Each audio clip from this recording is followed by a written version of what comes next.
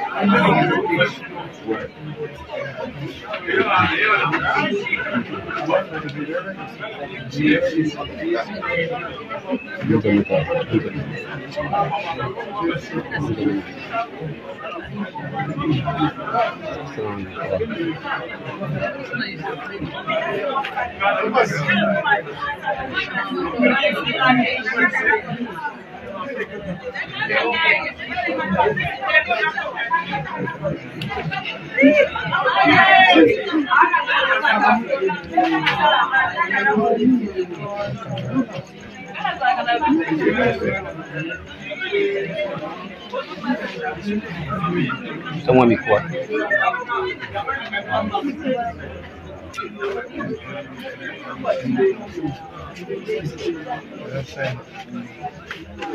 Lakla na biso karanga.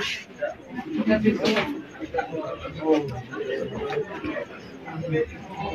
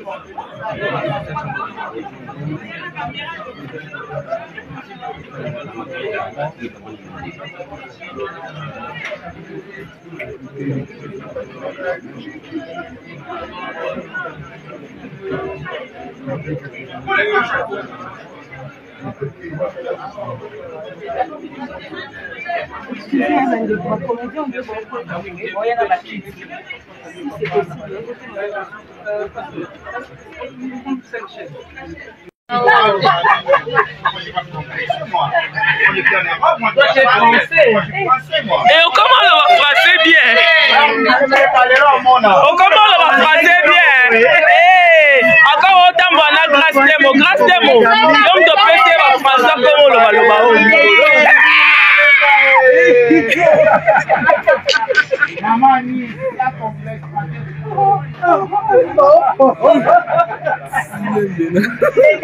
Ma belle. Tole la mona star. Ya la star que na cabo. Que na la bobo con.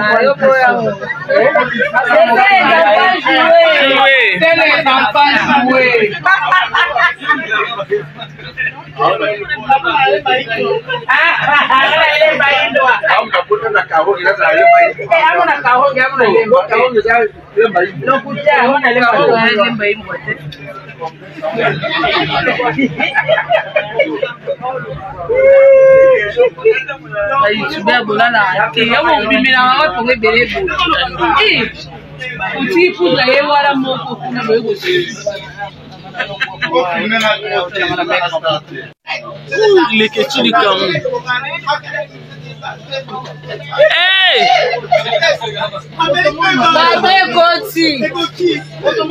Il ne faut pas être un grand, c'est pas bien. Maman, tu vas t'arrêter, dès que ça fait du temps, tu as moi, tu vas te laisser expliquer. Les gars, bon, matin, c'était du matin, tu as pour une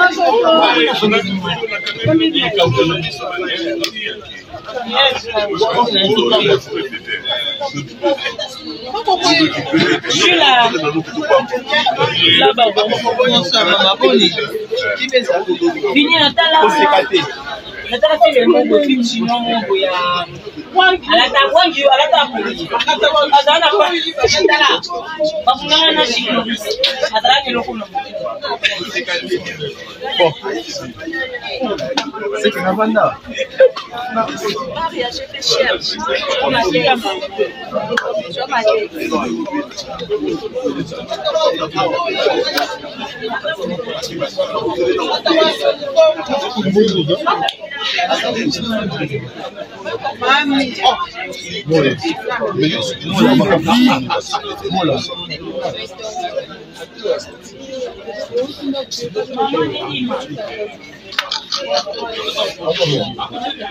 Sasa hii.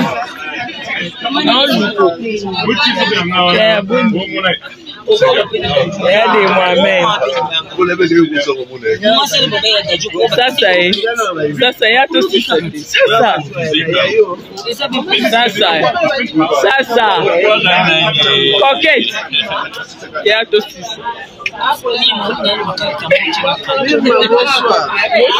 ya Niboli.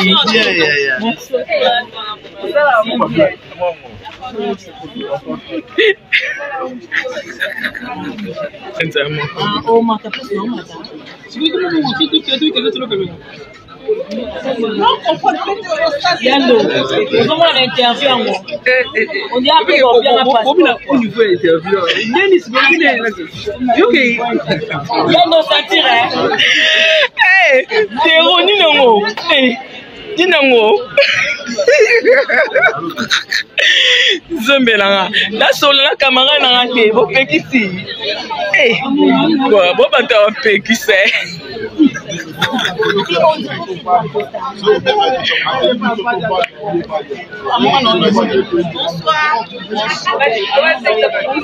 Bonsoir.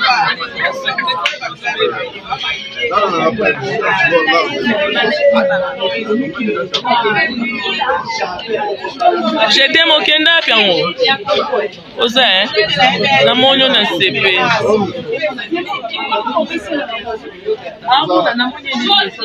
Maman, j'arrive.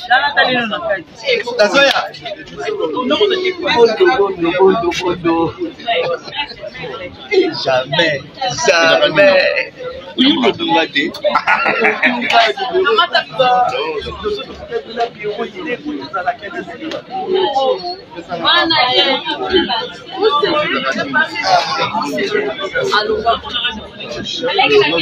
Mami, bonsoir. Naya. Eh, mami. Naya.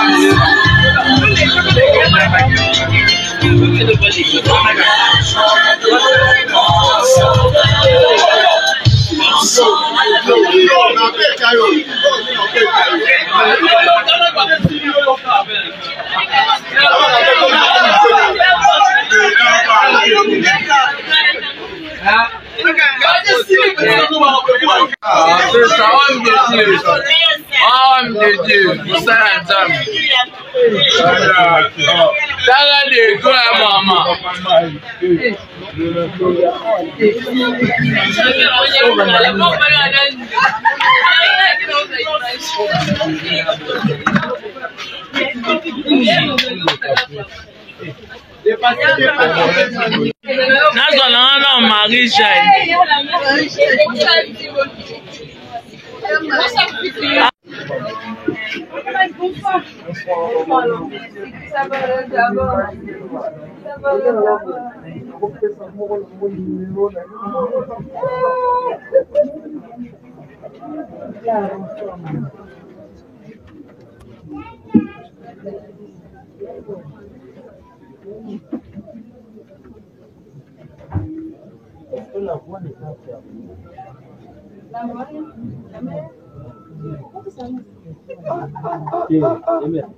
Moi,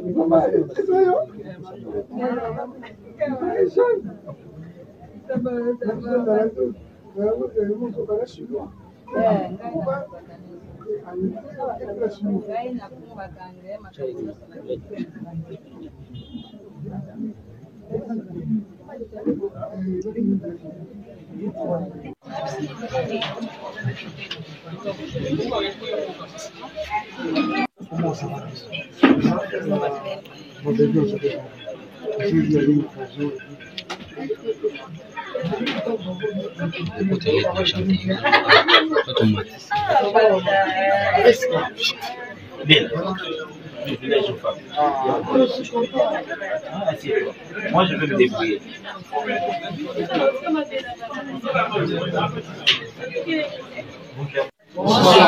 Bonsoir encore une fois. Je voudrais placer un petit mot comme je le disais tout à l'heure, ce n'était pas prévu du tout.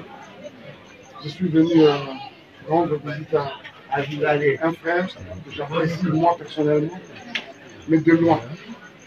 Pourquoi? Parce que je n'ai jamais eu l'occasion de rencontrer Jérôme Dombassi, encore moins Cyril, sa mère. Son épouse, je pensais que c'était la même chose, mais tout à l'heure, elle m'a fait une révélation grave. C'est pour moi pratiquement une famille que je voyais vraiment dans le temps. Et on a prié ensemble avec elle, avec sa belle famille.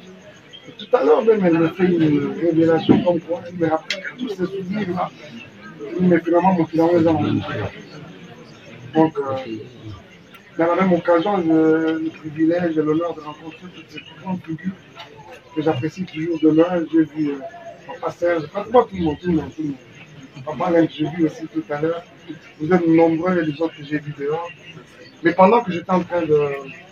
C'est la cause qui m'inspire en fait. Alors qu'il était en train de dire à Macaris que de te consoler la présence, mais alors que l'homme de Dieu est là, il peut te consoler avec un verset. J'aimerais qu'avant que je ne reparte d'ici, que nous puissions partager s'il vous plaît. J'aurais voulu même que tout le monde m'entende, mais ce n'est pas grave.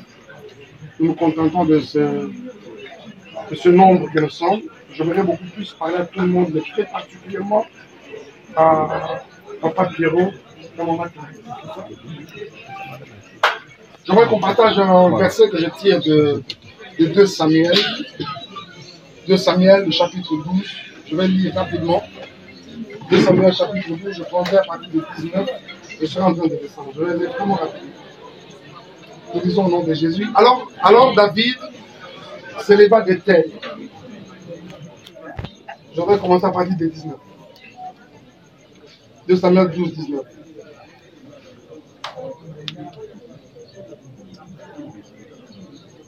Je commence à partir de 16, excusez-moi. 16.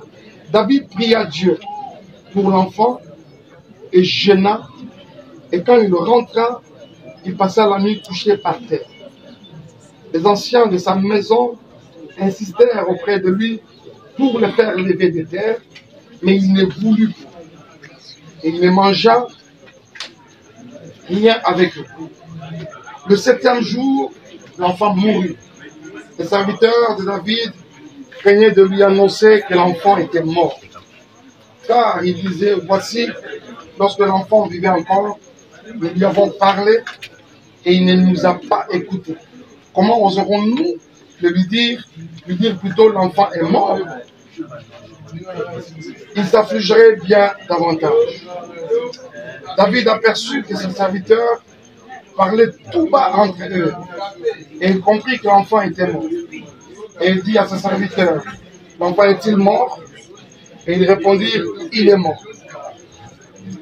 Le verset 20, alors David s'éleva des terres et il se lava, soignit et changea de vêtements. Puis il alla dans la maison de l'Éternel et se prosternant, de retour chez lui, il demanda qu'on lui servît à manger et il mangea. Ses serviteurs lui dirent, que signifie ce que tu as fait, ce que tu fais? Tandis que l'enfant vivait, tu gênais et tu pleurais. Et maintenant que l'enfant est mort, tu te lèves et tu manges. Il répondit, lorsque l'enfant vivait encore, j'ai gêné et j'ai pleuré, car je disais, Qui sait si l'Éternel n'aura pas pitié de moi? Et si l'enfant ne vivra pas? Je finis par 23. Maintenant qu'il est mort, pourquoi générais-je? Puis-je le faire revenir? J'ai vers lui, mais il ne reviendra pas vers moi. Amen. Amen. Bien aimé, j'aimerais qu'on partage cette pensée. Je suis en train de dire tout à l'heure à mon frère Pierrot et à son épouse que je suis très conscient qu'ils sont en train de passer une période le plus dure de leur vie. Dans le sens où ils n'ont pas... Je sais que nous sommes les Bantous, nous sommes africains. Nous avons des liens forts qui nous unissent aux cousins, aux neveux, aux nièces. Mais comprenez-moi très bien que cette perte, elle est vraiment au premier degré. Il ne s'agit pas d'une nièce, il ne s'agit pas d'un neveu, il ne s'agit pas d'un petit cousin, il ne s'agit pas de qui que ce soit, il s'agit du fruit même de leur union, de leur entraide. À savoir notre fils qui vient de nous quitter, Wedley, c'est ça le nom. Ils ont perdu leur enfant. Mais j'aimerais qu'ensemble vous compreniez une chose. De ce par quoi vous êtes en train de passer, certes, une pilule vraiment difficile à avaler, une réalité très difficile à accepter. Je voudrais vous dire qu'il y a des personnes qui sont passées par ça, que nous pouvons connaître, qui sont nos contemporains, mais aussi dans la Bible, un monsieur du nom de roi David est passé par une situation exactement comme celle-ci. La Bible déclare qu'il avait son fils, son enfant qui était malade. Le roi David priait, il jeûnait. Il avait tout laissé, il s'est sacrifié. On va mettre là pour nous dire que dans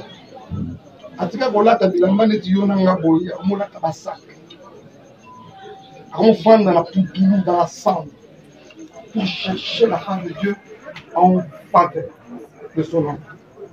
Mais malgré ça, il est resté dans ces conditions-là, 7 jours après l'enfant est mort. Le premier à le savoir, c'était ses serviteurs. Mais pendant que l'enfant était malade, il priait, il pleurait, il gênait, il faisait toutes sortes de mortifications. Et là que l'enfant est mort, tu voyais qu'il s'est réveillé une partition au nom, je dire, peut-être au bac sa cadavre, il y a mis. Mais de loin, il s'aperçoit que j'étais en train de parler tout bas, comme nous l'avons lu. Il a compris vite que l'enfant était mort. Et quand il pose la question, il a compris mourir. Leurs enfants, que Dieu choisit finalement de les arracher. C'est pas grave. Le problème, je disais, n'est pas de s'éterniser dans les moments. Dis, Seigneur, pourquoi? Parce que Makamou et Yakaka, je ne le souhaite pas. Peut-être qu'après ça, nous connaîtrons même peut-être encore pire que ça. Qu'est-ce qu'on n'a pas connu peut-être dans notre corporation, les artistes en général et très particulièrement de vous qui êtes dans les cinémas? Qu'est-ce que vous n'avez pas connu de faire? Aujourd'hui, écoutez peut-être on peut connaître pire que cela. Mais je pense que le plus grand problème réside au niveau de la gestion des problèmes quand ils s'invitent à nous. Parce que c'est en cela même que Dieu évalue notre maturité et notre capacité de lui être fidèle. Papa, je te dis en ce moment, tout ce qui fait marquer le cœur de Dieu, c'est sa fidélité et votre capacité de rester confiant au Seigneur. Donc, la plupart des cas, Jésus pouvait rencontrer des personnes qui ont la foi. Il dit, bon, c'est vrai, quand l'enfant était malade, je pouvais jeûner, je pouvais prier, je pouvais. Et maintenant qu'il n'est plus, que voulez-vous? Est-ce que je vais changer la volonté de Dieu? Oui. J'aime ce qu'il dit. Il dit, il ne reviendra pas vers nous. Par contre, c'est nous qui irons vers lui. C'est maintenant la plus grande question.